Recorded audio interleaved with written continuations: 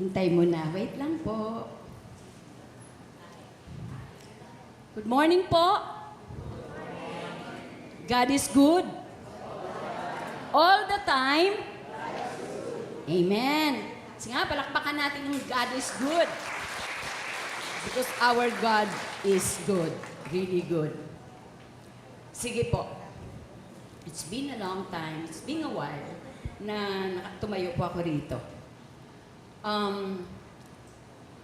Grabe ang praise and worship team, no? Nakakaninig ng tuhod ang kanilang pag-awit. Totoo ang sabi ni Teacher Lourdes na damang-daman natin ang Holy Spirit habang tayo nag-worship. Okay po. Ngayong umaga, sino sa atin dito ang maraming damit ang inilabas sa aparador at pinagpilian kung alin ang isusuot? Ako, isa na ako. yung maraming pinagpipilian na damit, hindi ito. Ito. Bakit? Kasi po, gusto natin na maging presentable tayo sa pagharap sa ating Panginoon. At hindi lang yon, no? Maging presentable tayo kasi temple tayo ng Diyos, di ba? We're the temple of God. So maging presentable tayo sa kahit anong okasyon. Wag naman yung parang hindi ka nakilala. May hindi ka nakilala.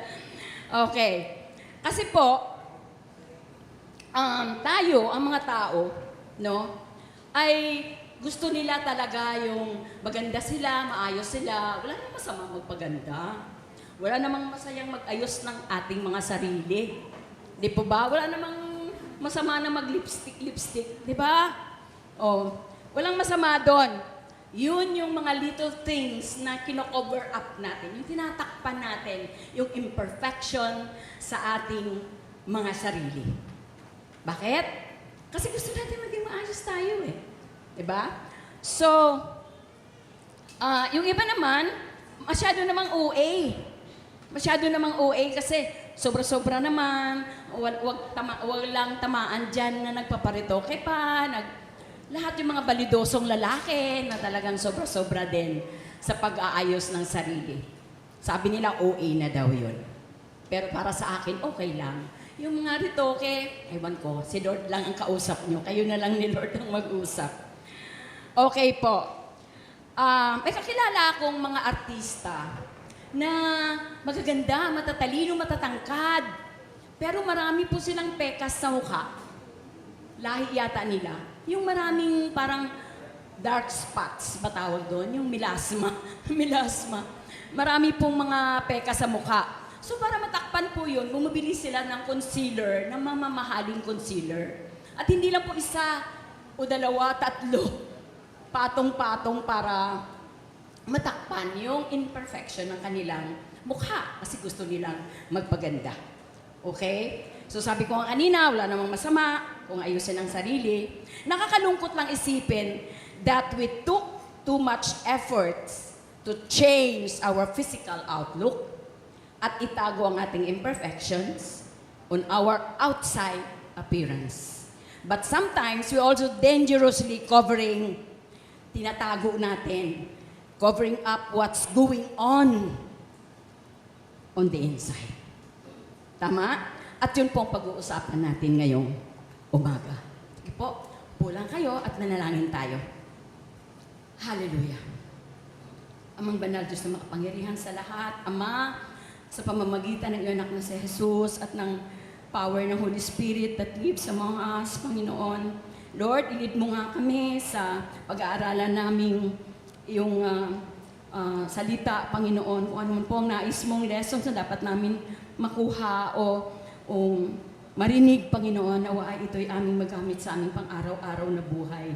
At Lord, there's with the Holy Spirit, mangusap ka sa bawat isa, ikaw ang magsasalita, gamitin mo lang akong instrumento, gamitin mo lang po akong tungtungan ng iyong mga paa at mouthpiece ng iyong mga salita. We love you because you first loved us. In Jesus' mighty name, this is our prayer. Amen. Okay, simulan na natin ang kwento. Sabi ko kanina, nakakalungkot, di ba? Kung ang kung ang mas pinagtutunan natin ng pansin, yung panlabas, pero yung loob, kung ano man ang meron tayong tinatago dyan, yung mga secret sins, o yung mga labag sa harapan ng Panginoon na tinatakpan natin, kino-cover up at kino-conceal natin para hindi ito makita ng iba. Okay? So, sa Bible, there's a story of a man na ang kanyang buhay ay nakadepende sa pagtakip at pagtago ng kanyang sekreto dahil ayaw niya itong malaman at makita ng iba. It was a very serious condition. Sige, samahan niyo nga ako at ating buksan ang ating mga Bible. Kung may dala kayong Bible, tunghayan natin ang kwento ng taong ito. Basahin natin sa Tagalog, mas maganda. Okay. Makikita po natin sa 2 Kings, chapter 5, verse 1. Verse 1, pababa. Okay. Where is chapter 5? Okay. Sige, simulan natin. May pinuno ng hukbo ng Aram na si Naaman. Mataas ang pagtingin sa kanya ng hari sapagkat sa pamamagitan niya, pinagtagumpay ni Yahweh ang Aram sa mga labanan. Okay, pause muna tayo. Yung Syria, kasi Syria po ito, yung Aram, Syria po ito. Ito po hindi po sila in good terms ng Israel. Okay? So yun muna, hindi magkalaban sila, hindi sila magkasundo. Hindi sila in good terms. Okay. Magiting na mandirigma si Naaman, ngunit may sakit siya na ketong. Biruin mo, kung gaano siya kamagiting, magaling, na warrior at hangang-hanga sa kanya ang hari. No, siguro matipuno, makisig, matangkad. No? Na pag nakita siya ng ibang tao, ang sinasabi nila, gusto ko katulad siya. Gusto ko maging siya. Gusto kong maging kung ano siya. Pero hindi nila alam na mayroon palang sikreto si Naaman na nakatago lang po sa loob ng kanyang warrior pandirigma ang kasuotan na nakatago lang po doon na ayaw niyang makita ito ng iba. Okay. Ito pong Syria, kapitbahay ito ng Israel, yun yung Aram. At during the time of Prophet Elisha, si Eliseo, he is the successor of the prophet Elijah. Yun, nako-confuse tayo dyan eh. Si Elisha ay siya yung namatay o nawala, na hindi nakita kanyang bangkay, na dinala siya ng Diyos, na hindi natin alam, na dala siya sa whirlwind, na inataas na siya sa langit at hindi nakita ang kanyang bangkay. At itong si Elias, ay ito yung iniwan niya ang kanyang balabal kay Elias, nung naging successor si Elias ni Eliseo. Nako-confuse tayo dyan. Elisha ay yung nawala na hindi na nakita ang bangkay. Ang Diyos ang nakakalaam kung saan siya dinala. At itong si Elias o Elijah, siya po yung successor. Elisha, tama po. Thank you, Nanay. Elisha. Okay. So, keep reading. Kung may Bible kayo, keep reading. Kung titignan natin ang panlabas na kaanyuan, he was a great man, a highly regarded, a respected person, matapang, magiting, mandirigma, gunit. Sabi ko kanya, meron siyang ketong. Nag-research tayo about ketong o about leprosy. Makikita natin sa book of Leviticus, chapter 13 to 14. Kung may time kayo, silipin nyo kung tama ba itong pinagdadaldal ko kasi hindi na natin ito ma-discuss ngayon. Doon natin po makikita yung mga sakit na yan, yung mga nakakahawang sakit at kung ano ba ang ginagawa nila sa mga may sakit na yun. Kasi ang sabi, yun ay, ang leprosy o ketong, ito ay isang sakit sa balat na masyadong malupit. It's a cruel, painful, disfiguring disease. Ito po yung sakit na nakakahawa. Na pag unti-unti na itong, kasi siguro si Naaman ay lumalabas na pa lang yung mga parang pula, tapos may mga puti sa ibabaw, na yun ay parang sabi nila parang pizza or something na ganun, na makati, na masakit, na kung magtagal pa, yun ay pati yung mga buto-buto mo ay matatanggal, na mailong mo ay matatanggal, na dudulot pa ng pagkabulag, matanggal ang mga paa mo. Grabe, malupit na karamdaman na nung araw ay ayaw ng mga tao na makalapit sa ganitong may sakit na tao dahil ito'y nakakahawa at incurable. Hindi po ito gumagaling. So takot ang mga tao.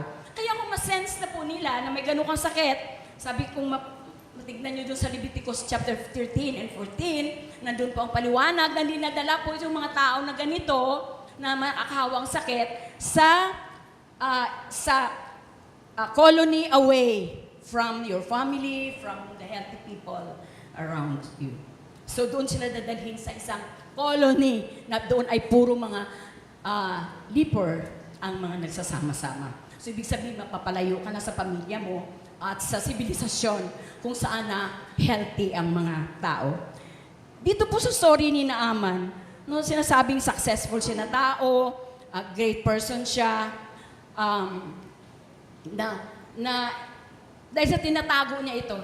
Pero tingnan natin i-figure out or i-visualize. Nakasuot siya ng makapal na pangdigmang kasuotan. Di ba, makapal yun? Jack, mabigat yun. Nakita ko doon kay Saul, na gusto niya ipasuot sana kay David ang kanyang kasuotan pangdigma na ang bigat. Na mabigat. Okay? So ito mabigat. At kung meron na siya mga ganung pasak-pasak sa katawan, pag hinubad po niya ito, ay masakit. Pero bakit niya tinitiis ito at tinatago? Kasi ayaw niyang madungisan ang kanyang karangalan. Kasi paano kung makita ng mga tao, di wala na yung paghanga sa kanya. Ganun ang tao eh. Tinatakpan natin ang mga bagay na alam nating hindi na tama, ayaw nating alisin sa ating buhay, kasi ayaw nating tayo ay mapagsabihan o sabihin nila. Siyempre at the back of your mind, alam mo na kung anong sasabihin ng mga tao. Di po ba? Marami pong nanunukat, sinusukat tayo.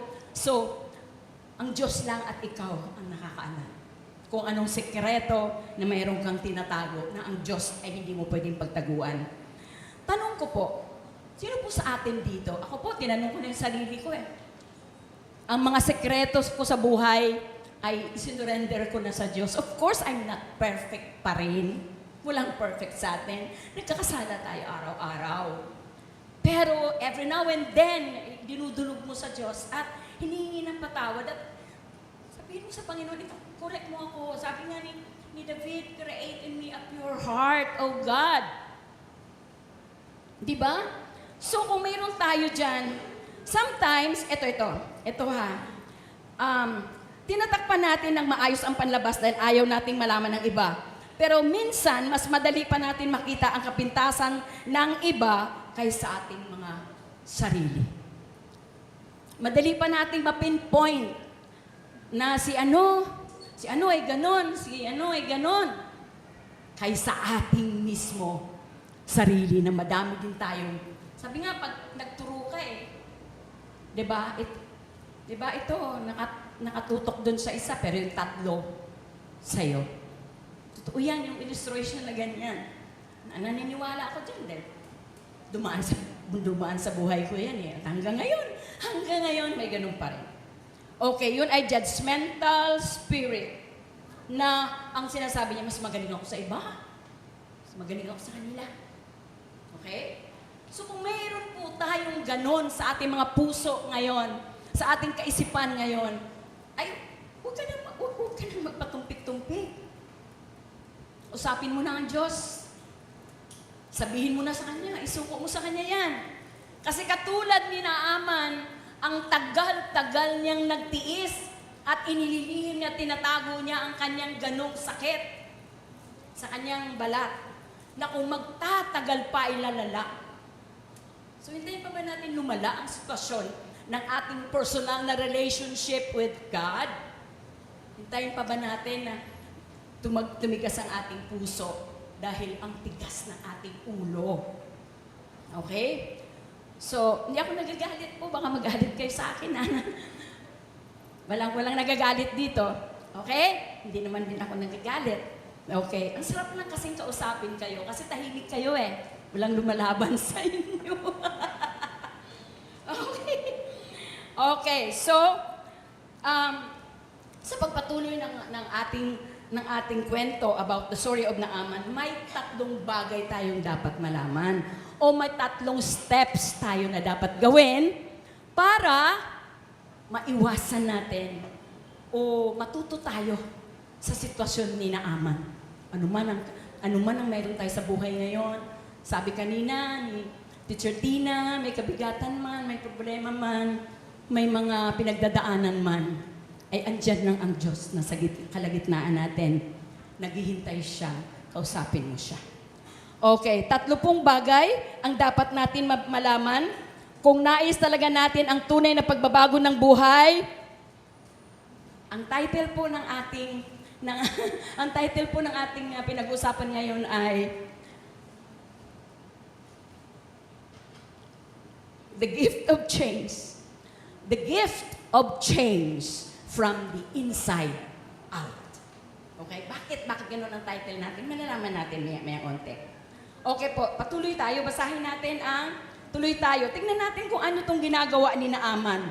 Kung natuloy ba siyang magbago at magpagaling, o matigas talaga ang kanyang puso. Tingnan natin sa verse 2. Okay, nasa verse 1 tayo kanina. Minsan, nakabihag ng isang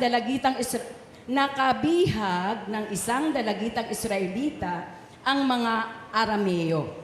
Naging katulong ang dalagitang ito ng asawa ni Naaman.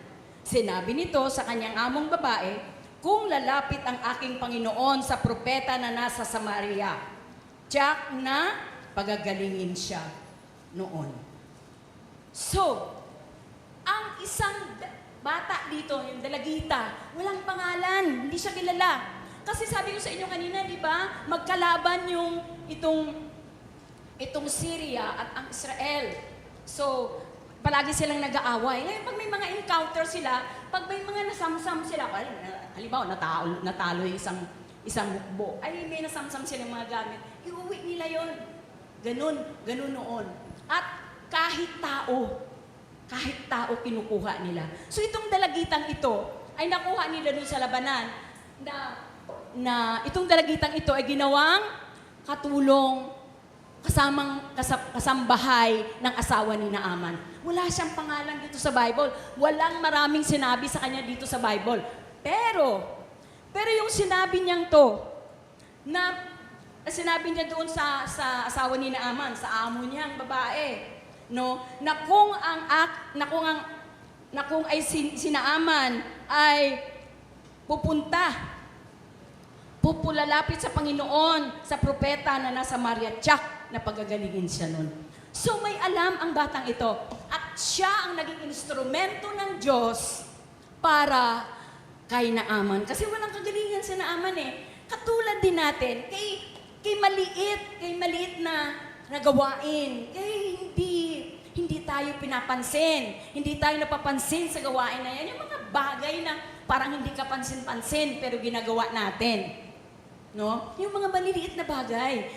Yung mga dirty things na ginagawa natin, hindi kayang gawin ng iba. Kasi, ang hirap naman yan, parang hindi ko kaya yan. Kasi madumi yan eh. Doon po tayo gagamitin ng Panginoon. Yun po ang mas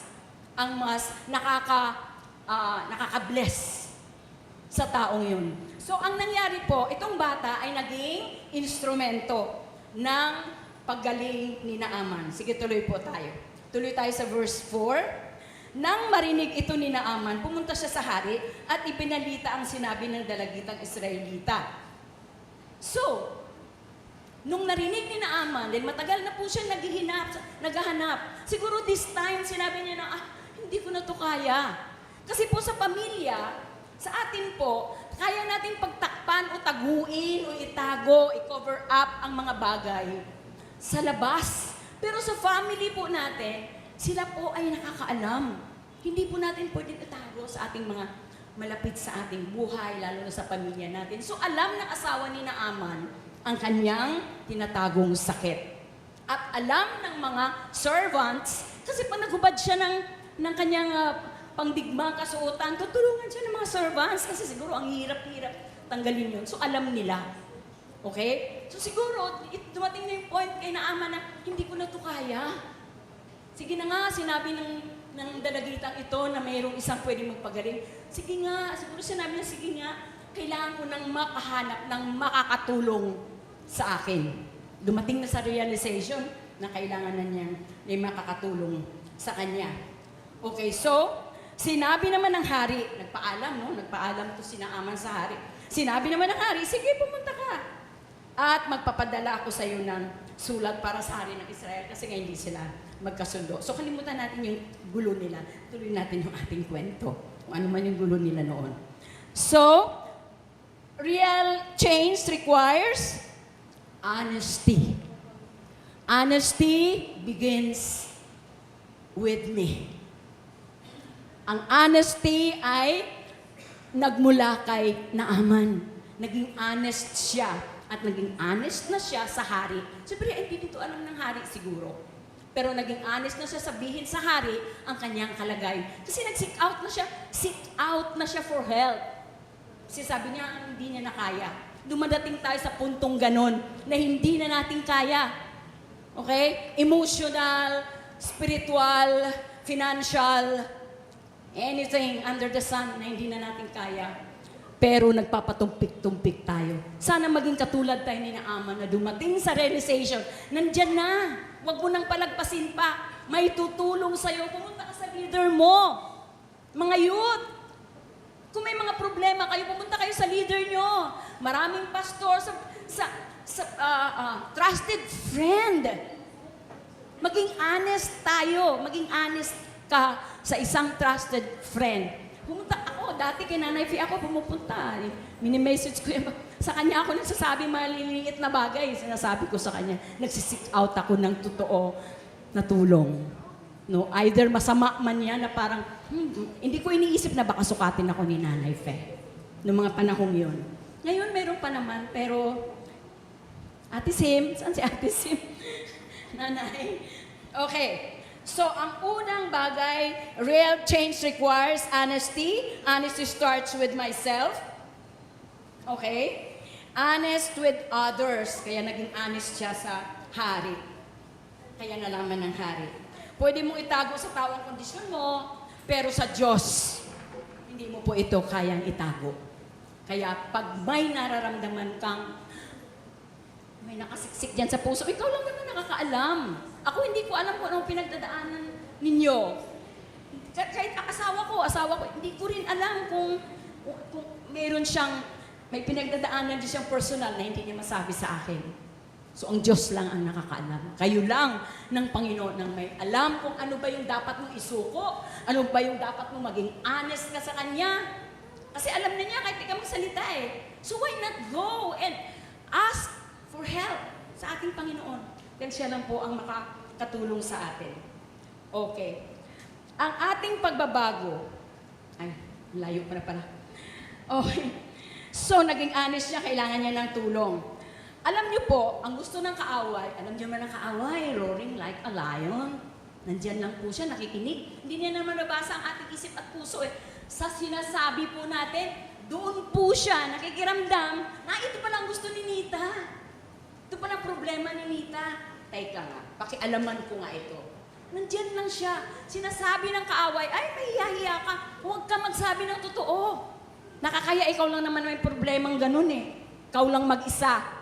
Hahayaan kanya, lumalim, at mapalaot ka. At pagkatapos pagtatawanan kanya. Okay?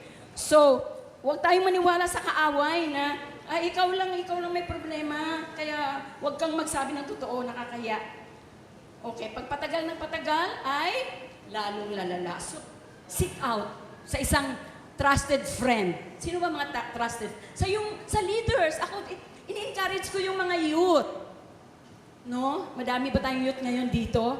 Huwag tayong mahiya, huwag tayong matakot.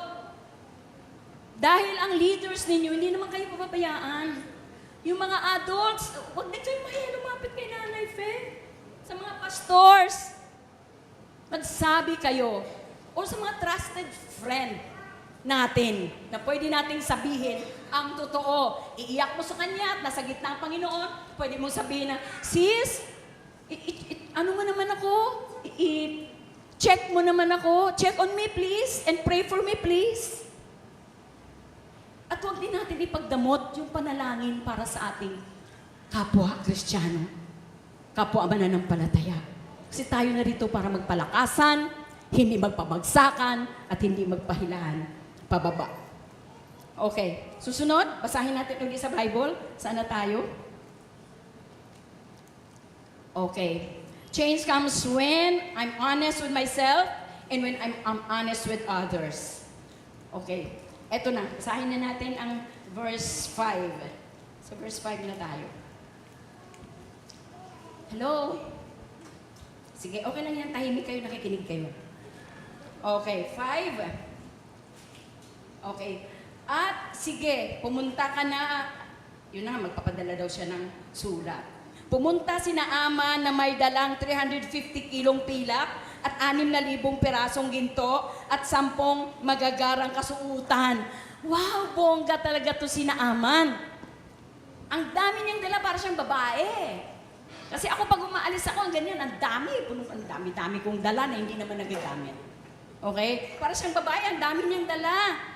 So, bongga siya eh. Siyempre, ano pa siya? Respected, magiting, malakas na sundalo. Okay, ang sabi pa dito, okay, dala na rin niya ang sulat. Ganito ang sinabi, hindi ko na mabasahin yung sulat. Okay, sabi ko, hindi na natin yung pakialaman.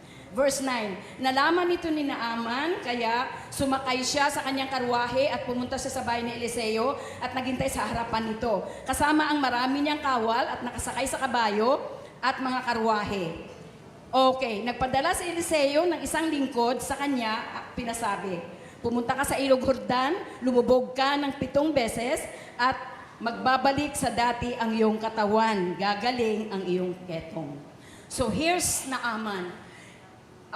Pumunta siya kay Eliseo with style.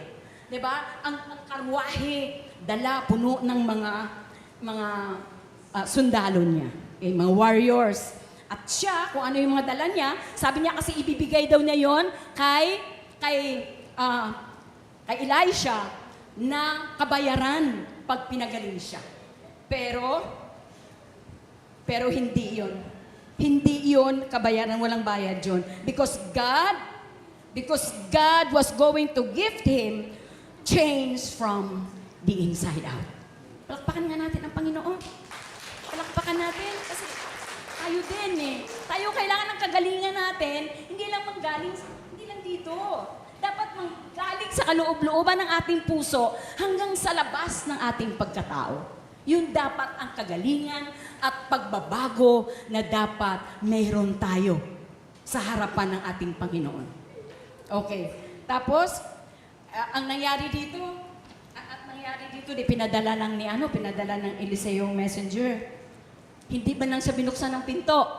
Alam na ni Eliseo kung anong kanyang kailangan. Okay, siguro pagpasok niya, umatok siya.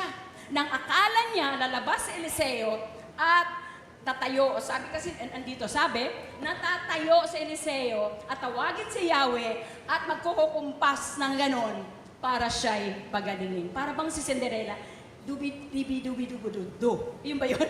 Parang si Cinderella. Dubi-di-do-bido. Tama? Si Cinderella, ganun eh. No? Akala kasi ni Naaman, magic. Nagagamitan ng magic wand ang kanyang sakit, ang kanyang karamdaman. Okay? Pero hindi ganun ang nangyari. Nung nalaman niya na hindi man lang siya binuksan, hindi man lang siya pinuntahan ni Eliseo, nagalit siya. Galit. Bakit? Ayan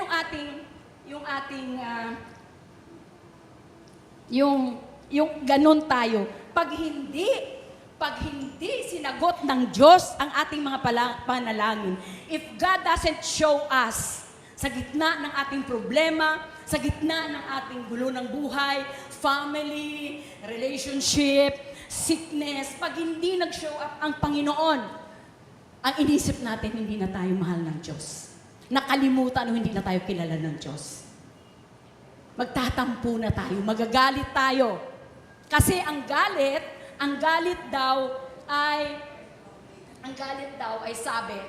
sabi sa isang, hindi ko na ilagay dito, ang galit daw Pag ikaw daw ay galit at pinapagalitan mo isang tao, ang akala mo ikaw ang tama. Kasi halimbawa si Ricky, pagagalitan ko si Kuya Ricky, aawain ko, pagagalitan ko. Then ako po ang nagagalit. Naisipin ko siyang mali. Kakalma ako siya ang pinapagalitan. Di ba, ganun sa mga anak natin, sa mga apo. Pag pinagalitan mo, ang tingin mo sa'yo, tama ka. Pero may time na hindi ka rin tama. Pero inisip mo, tama ka. Nagkakaroon ka ng maraming excuses. Kasi ang tingin mo, tama ka. Kasi nakikinig lang siya sa'yo, yung matigas na ulo na apo o matigas na ulo na anak na hindi pala sagot. Yung pala sagot, baka masampal agad. No. Yung pala sagot na anak, baka... hindi naman. Noon yun, pero ngayon hindi naman tayo gano'n. May nananampal pa ba dito ng bigla-bigla? Hindi na. Siyempre may control, may self-control na tayo. Andito na yung Holy Spirit sa loob natin, sa ating puso. Sumasaway sa atin. Huwag mong gawin yan. Usapin mo lang yan ng maayos. Baka yan ay rebelde. May mga gano'n, di ba? Aware tayo dyan, mga parents. Alam natin yan. O sino dito hindi nakakaalam? Alam yan. Alam natin yan lahat. Okay.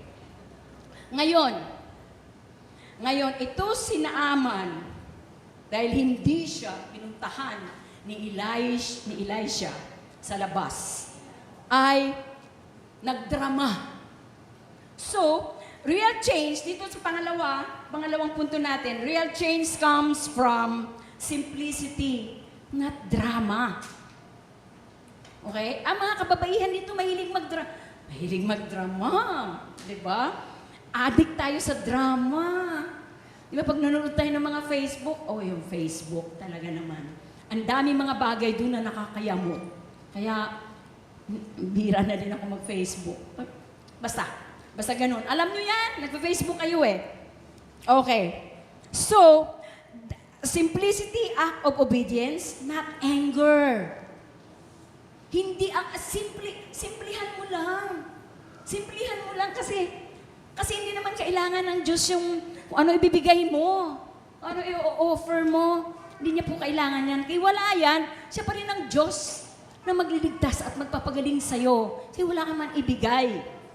Amen? Kahit wala tayong ibigay, kahit wala tayong i-offer, wala tayong kung anong dadalhin sa harapan ng Diyos, siya pa rin ang Diyos na magliligtas at magpapagaling sa'yo. Pag tunay ang puso mo na lumalapit sa Kanya, nagpapakumbaba ka, sinusuko mo ang lahat, ang sinasabi mo, Lord, hindi ko na to kaya. Lord, ang tagal na nito, Lord. Tagal na nito. Ang tagal-tagal na, Lord. Ngayon na, Lord, nandito ako sa harapan mo para isuko sa'yo ang lahat ng bitbitin ko. Nakukubaan ako sa kabibitbit nito, Lord. Pag ganun ang sinasabi mo at sincere ka sa sinasabi mo, ay naku, parang si Peter nang lumulubog na siya sa tubig. Lord, help! Help me! Diba? Ang haba ng kamay ni Jesus. Kinuha agad si Peter sa pagkakalubog niya sa tubig. Parang ganun. Nai-imagine ko na parang at ganun nga. Ganun nga yun. Okay. So, ang sinasabi dito na a simple act with humility, not pride. Dapat may pagpakumbaba si Naaman. Hindi talagang gusto niya yung drama, gusto niya yung magpasikat. Kasi sino ba siya para hindi niya gagawin? Okay, nandyan tayo sa yung according to life application. Ilabas po natin yan. Ayan, sige. Yan ay Tagalog, kasi iba yung suot kong salamin dahil hindi ko makita kung yung salamin ko dati. Okay. Sa English po, ito po sa English nakalagay dito. Naaman, a great hero was used to getting respect. To getting respect, he was outraged when Elisha treated him like an ordinary person. Kasi para sa kanya, hindi siya ordinaryong tao. No? Okay, a proud man, he expected royal treatment. Diba? So to was in a great river would be one thing, but the Jordan was small and dirty. The Jordan River was small and Dirty river. Maburak. Maburak yun. Ikaw kaya, lulubog ka doon? Maburak yun. Di mo alam kung ano pa yun sa ilalim. To wash in a Jordan river, Naaman thought, was beneath a man of his position. But Naaman had to humble himself and obey Elisha's command in order to be healed. So dito makikita natin na yun dapat ang nagiging steps or sa puso ni Naaman. Kaya tayo din, maging humble tayo. Dapat maging mapagpakumbaba tayo. A simple act of obedience. Simple act of humility. Hindi kailangan na magmayabang tayo. Kasi wala naman tayong magagawa kung wala ang Diyos sa buhay natin. Meron ba? Ang Diyos lang. Siya lang. Instrumento lang ang mga tao. Instrumento lang ang panahon. Bagay at lugar. Instrumento lang yan para mag-manifest ang nais ng Diyos sa buhay natin. Okay. So, tuloy tayo. Basahin natin. Malapit na tayo. Okay. Dito na tayo sa 9, 10. Okay, 11. Nang marinig ito, galit na umalis si Naaman. Sinabi niya, akala ko pa naman salubungin niya ako at tatayo sa harap ko, tatawagin niya ang Diyos. Ayan, sinabi ko na kanya. Tawagin niya ang Diyos ng si Yahweh at ikukumpas niya ang kanyang kamay sa tapat ng aking ketong at pagalingin ako. At bakit hindi na lang ako sa ilog ng Damasco tulad ng Abana at Farfar na mas malinis kaysa alinman ilog sa Israel. Hindi ba pwedeng doon na lang ako maligo para gumaling? Ngunit lumapit sa kanya ang kanyang mga lingkod at sinabi, Panginoon, kung mas mahirap pa riyan ay pinapagawa sa inyo ng propeta, di ba't gawin nyo na lang yun? Gaano pa yung ipinahuhugas lang kayo para luminis? Ito pong mga servants na sumama sa akin, hindi lang ito mga alipin niya, kundi mga kaibigan niya rin na to. Kasi hindi naman sinabi dito na si Naaman ay hindi mapagmahal o matapang o hindi, no? Pero sumama sa kanya to eh. Along the way from Syria papunta po sa Israel, sumama ito sa kanya. At itong batang babae na ginamit ng Diyos na alam na may magpapagaling kay Naaman. Okay. Sabi niya, sa English kasi Father, nakasabi doon Father, parang nandito na tayo, ang haba na ng likbay natin. Hindi ba natin pwede subukan? Hindi mo ba pwede subukan? Haba-haba na ng lakbay natin. Kumbaga tayo, ang haba na ng journey natin as Christians. Followers na tayo ni Jesus Christ, no? At may mga ministry tayo. Nakikita na yung pagsunod na ginagawa natin sa ating mga gampanin dito sa ating church at sa ating kapwa. Palaging kasama ang kapwa. Yun ang tinuturo ng Diyos eh. Palaging pag naglilingkod tayo, kasama ang mabuting kalooban para sa ating kapwa. Okay. Ang tagal-tagal na natin, nakarinig ka lang po na hindi isang magandang salita, ay umalis ka na sa iyong pananampalataya. Nanlamig ka na. Nakarinig ka lang ng pagsaway. Pagsaway.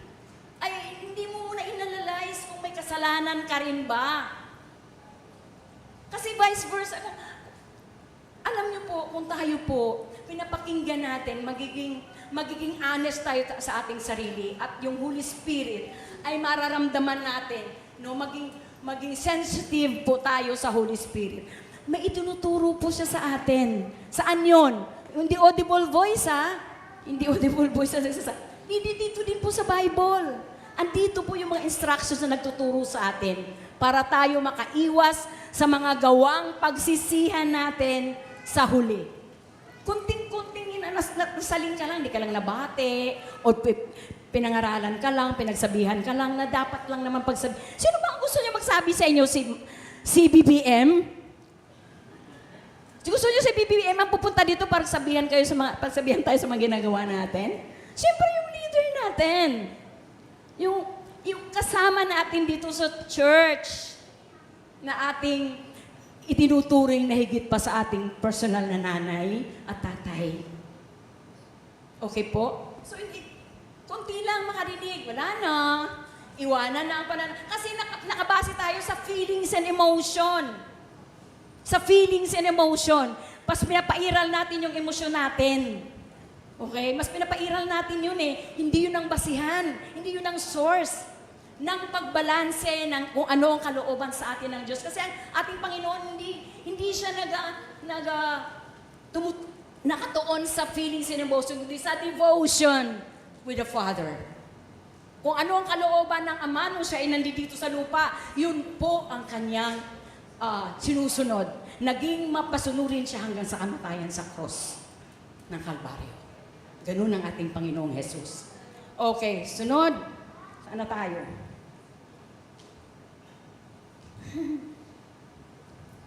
Sige nga, palakpakan natin ang Panginoon. Yes! Hallelujah, Lord. Hallelujah.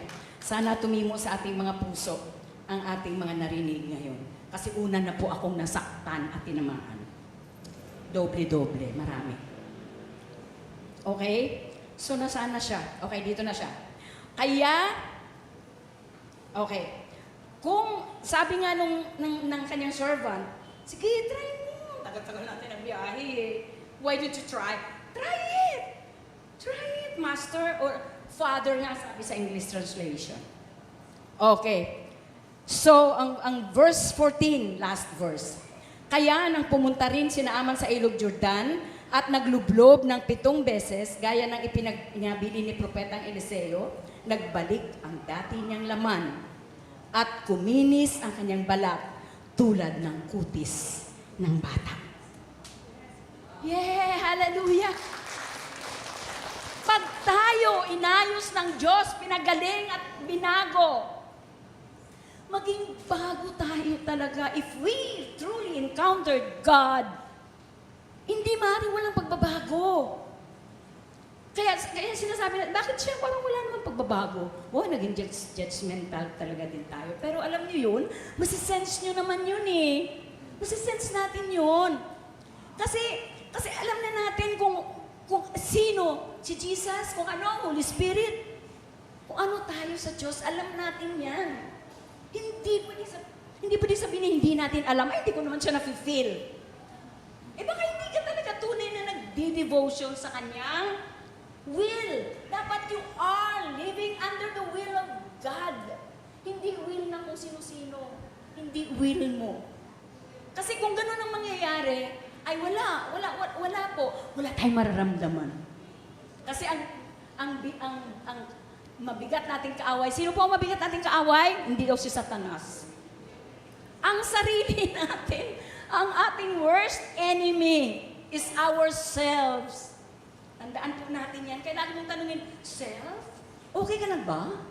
Self? Nararamdaman mo ba ang Holy Spirit? Oh, hallelujah. Natatawa lang ako, pero totoo yan. Totoo yan lahat yan. Kasi ramdam ko yan. Okay, dito na tayo. Ang kasunod po sa 3. Okay, ang pangatlo, di ba, sabi kanina, honesty and simplicity. Yun ang ating gagawin. Maging honest tayo sa Panginoon. Maging simple lang ang dating. Huwag sobrang pasikat. Huwag tayo magpasikat. Simplihan lang natin. Kasi hindi naman nakatingin si Lord sa kung anong kasikatan mo, anong alam mo. Hindi naman nakatingin si Lord dyan eh. Dito lang sa puso. Maging honest at maging simple lang tayo. Ang pangatlo, consistency. Consistency. Ang ibig pong sabihin yan, kung nasimulan mo na ngayon na ikaw ay tumanggap ka na kay Lord bilang Panginoon mo at tagapagligtas, at alam mong ligtas ka na, huwag ka nang huminto pa. Huwag ka nang nabaling pa ang iyong mata doon, o ang iyong tenga doon, o ang iyong katawan doon. Na pag may nagyaya sa'yo, o mayroon kang mga, mas masaya dito, ay talaga naman mag-turn around din talaga ang ating ulo, ang ating puso, ang ating isip. Huwag na mag-turn around. Just stay focused to God. Hindi naman sa maging killjoy tayo hindi naman ganun. Na parang si Pastora, para namang, wala namang kaming freedom.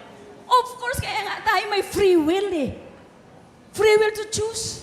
So, ang free will natin, gamitin natin sa pagpili palagi sa Diyos, sa Kanyang makatarungan at katotohanan.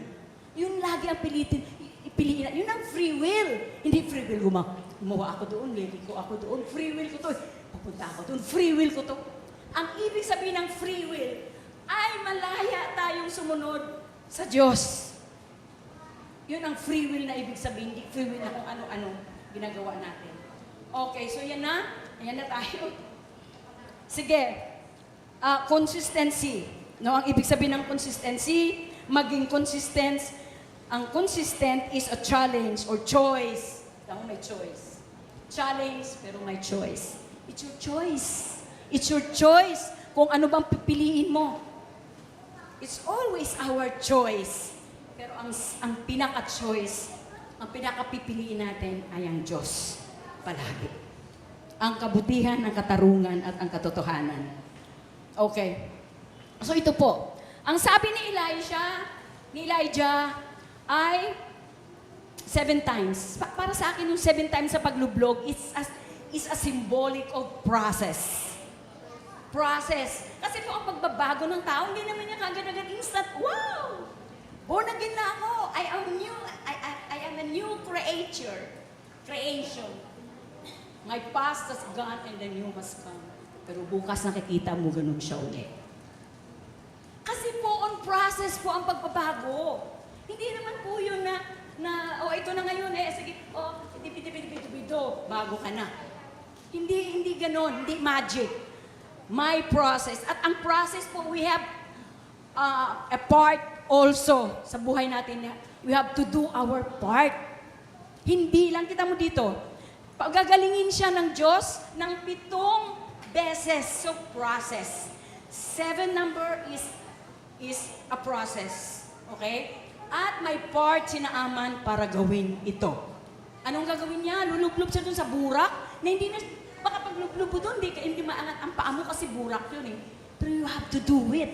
Kung anong pinapagawa sa atin ng Panginoon, mahirap man. Mahirap ang sumunod sa Diyos. Mahirap ang magpakatotoo. Mahirap ang magiging Kristiyano. Hindi po laro. Hindi po biro. Ang mamuhay ng isang tunay na Kristiyano kung titignan natin talaga ang buhay natin bilang Kristiyano. Pero kasama natin ang Diyos at siya po ang gagawa ng lahat para mapadali, para mangyari at para may power siyang ibibigay din sa'yo para mapaglagpasan mo ang lahat ng yun. So 7 times, naglublob siya sa burak na dirty, no? So symbolic of process, takes consistency, Naaman expectations was instant change. Dito po sinabi, nabasa natin na lumublob sa talaga. Paano kaya kung 6 na beses lang lumublob si Naaman? Sa tingin niyo, pag 6 na beses ang siyang lumublob, gagaling siya at magbago? Hindi, kasi 7 nga eh. 7 nga ang sinabi na dapat mong gawin eh. So dapat sumusunod tayo, hindi yung, tama na to. Ay, tama na to, pagod na ako eh. Tama na to, pahinga na muna ako. Hindi, may isa pa, isa na lang. Isa na lang. At ang Diyos na sa tabi mo, kasama mo siya palagi upang mapagtagumpayan mo yung isang natitira kahit gaano man yung kahirap. Mapagtatagumpayan mo. Kasi ang Diyos po ang gagawa ng bagay para mapagtagumpayan natin. So, ang sabi po dito na inayos muna ng Diyos ang puso ni Naaman bago siya pinagaling at binago. So, ano po ang ibig sabihin nito? Kaya anuman ang panalangin ang gagawin natin, kaya anuman ang gagawin natin sobrang pagsisikap, kung ang puso natin ay hindi naka-align, kung ang puso natin ay punong-puno ng unforgiveness, punong-puno ng kayabangan, punong-puno ng kasalanan na matagal ng sekreto na nariyan, na hindi mo pa maiwan-iwan. Kahit alam mo ang katotohanan na ang Diyos ayaw niya na sa ganyan at alam mo yan, mafe-feel mo yan kapatid. Hindi mo pa rin maiiwan yan. Kasi hati yung paa mo. Ang isa nasa kay Lord, ang isa nasa mundo. So yun ang freedom ang free will. Di ganun-ganun ka, ano mangyayari sa'yo kung ganun-ganun ang buhay mo? Pag dumating ang panahon na babalik ang Panginoon, di ka ganun-ganun, Lord, pwede ba ako sumama sa'yo? Lord, o kaya, Satan, sama rin ako sa'yo. Lord, sama rin ako sa'yo. Walang ganon. Kung ang Diyos ang piliin mo, siya lang ang piliin mo. Kung bakit ba may mga matitigas ang ulo? Sa ibang kwento po yun. Sa ibang topic yun. Sa ibang topic po yun, yung na tayo ay dadating na sa panahon na maging glorified body. Sa ibang topic po yun. Okay, so ang ibig sabihin, sabi dito sa ating notes na, Jesus or God, inayos niya muna yung puso ng ni Naaman. At nung naayos na ang puso ni Naaman, diruin mo kung gaano katigas ang ulo ni Naaman. Ang yabang-yabang. Pero bakit siya ay talagang sumunod at lumublob ng 7 beses? Kasi ang Diyos na ang gumawa noon. Ang Diyos na ang gumawa noon. Parang tayo din. Ang titigas ng ulo natin. Marami nangyayari sa ating bagay na alam natin, na kasalanan natin, paulit-ulit natin ginagawa. Alam natin yun. Pero bakit dumadating yung at the end of the day, nandoon ka sa paanan ng Diyos at tumingi ng tawad? Kasi ang Diyos po ang kumikilos sa bawat buhay ng bawat isa sa atin. Hindi po ang kung sino, hindi po ang anuman, hindi ang Diyos. Okay, conclusion tayo.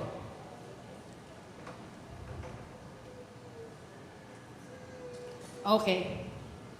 God wants us to experience change from the inside out. And stop hiding things and pretending that you're okay when it's not. Meron ba tayong ganyan? Pretend lang kahit hindi okay? Sabihin mo kay Lord pag hindi okay. Okay? Tapos, stop spending time, efforts, and money. Stop fixing things on the outside. Ang hilig natin kasing ayusin yung panlabas natin eh. Pero madalas naiiwan ng ating kaloob-looban. Ang ating spirit na yun ang nagko-connect sa Diyos. Spirit, kasi ang Diyos natin ay spirit. So ang spirit natin, yun ang may connection sa ating Diyos. But actually, you have to put in some works and trying to change from the inside out. So may part po tayo. Hindi lang tayo maupo at maghintay. May part po tayo. Partnership po tayo. Pag may ginagawa ang Diyos sa buhay natin, kasama din tayo. Hindi yung nakaupo ka lang at maghihintay, tapos magtatampo ka pag ang tagal-tagal wala pa. Okay? Sige kapatid. Mga kapatid ko dito sa Jayco Har. Mayroon ka bang nais na baguhin sa buhay mo? At ano ba ang naisip mong steps na gawin upang ikaw ay tuluyan magbago? Gusto mo bang simulan sa being honest? Honest with yourself and honest with God about the reality and the severity of your situation. At aminin mo sa Diyos, Lord, ang tagal natin sitwasyon ko, Lord. Nahiya ako, natatakot po akong ilantad ito, Lord. Kaya, Lord, tulungan mo ako. Tulungan mo ako, Lord, para magbago ako. Dahil kung ako hindi ko kayang baguhin ang sarili ko. At totoong hindi natin kayang baguhin. Okay, ngayon po, nakikita ko sa kalagitnaan natin, nakatayo dyan si Jesus Christ through the power of the Holy Spirit. At nagsasabi siya na, anak, gusto ko magbago ka. Di ba si Jesus, tinanong din niya yung bulag. Sabi niya, anong gusto mong gawin ko sa'yo? Gusto kong makakakita. Lord, tayo din. May pagkakataon talaga na tinatanong tayo ng Diyos. Kung anong gusto natin. Anong nais natin sa ating buhay? Kasi kasama natin siya, partner nga niya tayo eh. Hindi ka naman nagsusulo sa buhay. Hindi ka nag-iisa. Kapartner mo ang Diyos sa lahat ng lakad mo dito sa mundo habang naririto ka pa. Amen? So, ang sinasabi lang dito, ang lesson na makukuha natin dito, na dapat, kung ano man ang sitwasyon mo ngayon, lumapit ka sa Diyos ng may honesty, simplicity, and consistency. Pag ginawa mo yon, do it again, and again. Don't stop. Huwag kang tumigil sa panalangin hanggat hindi niya sinagot ang iyong panalangin. Bakit? May nais ang Diyos na gawin sa'yo. ang the best lamang ang nais ng Diyos na ibigay sa'yo. Kung hindi pa niya sinasagot ngayon, kasi mayroon talaga siyang ibibigay sa'yo. At itong ninanais mo, hindi niya tunais. Amen? Kung ano man ang pinagdadaanan natin, matagal na nating panalangin, hintayin mo po ang Panginoon, huwag tayong magsawa. At habang naghihintay tayo, huwag tayong gumawa ng ibang bagay na mas makakapagpasama at pagsisihan natin sa huli. Gumawa tayo ng bagay na alam natin, malulugdan tayo ng Diyos. Amen? Amen? Palakpakan natin ang Panginoon. Amen. Tandaan mo, ang Diyos ay hindi nagkulang. Ang Diyos ay hindi nagkulang. Namatay sa cross, si Jesus pinadala ni God, ni Yahweh, ang kanyang, God the Father, ang kanyang bugtong na anak, namatay sa cross ng Kalbaryo para sa ating mga kasalanan. So alam natin kung sino ang nagligtas sa atin. Hindi siya nagkulang. Higit pa at sobra-sobra pa na hindi kayang gawin ng tao. Ang Diyos lang ang may kakayanan upang mamatay sa cross ng Kalbaryo upang iligtas tayo sa kapahamakan sa dagat-dagatan ng apoy ng impyerno. Kaya ano ang ginihintay natin? Mahalin natin ang Diyos, sumuko na tayo, isurrender na natin kung ano man ang mabigat na alam natin na may sikreto tayong kasalanan na tinatago na hanggang ngayon ayaw mo ipaalam sa asawa mo, ayaw mo ipaalam sa iba kasi nakakahiya. Pero sa Diyos, huwag kang mahiya. Kasi mahal ka niya. Kahit ano ka pa man kasama, kahit ano pa man ang mga nangyayari sa pinagdaanan mo, mahal ka pa rin ng Diyos. Amen? Amen. Okay, sige po. Oh, Father God. Father God, maraming salamat po, Lord, sa mensahe mo sa araw na ito na ang kwento ni Naaman ay pinreserve mo sa pages of your word. Pinreserve mo ito, Panginoon, upang mabasa namin, upang matutunan namin kung ano ang steps na dapat namin gawin upang isuko sa iyo ang aming buhay. At kung meron man kaming mga kasalanan na hindi pa namin nasasabi sa Panginoon, pero alam ito ng Panginoon, Lord, tulungan mo kami. Sabihin ito, isuko ito sa Kanya, i-confess ito sa Kanya bago mahuli ang lahat. Kung may matitigas na puso po dito sa amin ngayon, Lord, Ikaw lang naman ang makapagpalambot nito. Kung ano man ang mga sakit, karamdaman na ang hirap pagalingin at parang hindi talaga gagaling, Lord, Ikaw lang ang magpapagaling nito. Ikaw lang ang magbabago sa amin, Lord, makapagbago sa amin from the inside out. Ikaw lang, Lord, ito. Ikaw lang lahat, Lord. Kaya maraming salamat, Lord. Tunay na napakabuti mo na kahit kami ay sobrang masama, marami kami mga bagay na hindi sinusuko sa iyo, mga suwail kami, matitigas ang aming ulo, ngunit mahal mo kami, Lord. Kaya patawarin mo kami, Panginoon, kung kami matigas ang aming mga ulo, Lord. Lord, hinihiling ko rin po sa aming kongregasyon, sa mga tao na naririto, Panginoon, na kung sino man sa amin ang naririto, na isuko ang kanyang buhay sa Panginoon. Please, isuko nyo na ngayon pa man. Ngayon pa, isuko nyo na.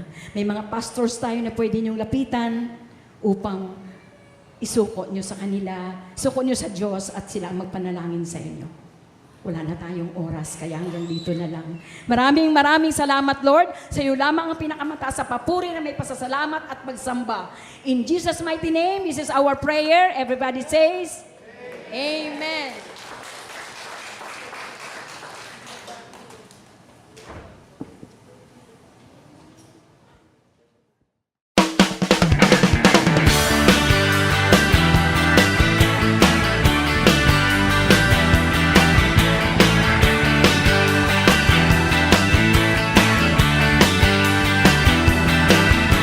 God, you've been so good to me. You came and found this orphan and you brought me right into your family. Oh yeah. Oh God, you've been so good to me. You threw away my past and you never count my sins against me. No, thank you, Lord. You got me dancing, and now I'm shouting. You got me leaping,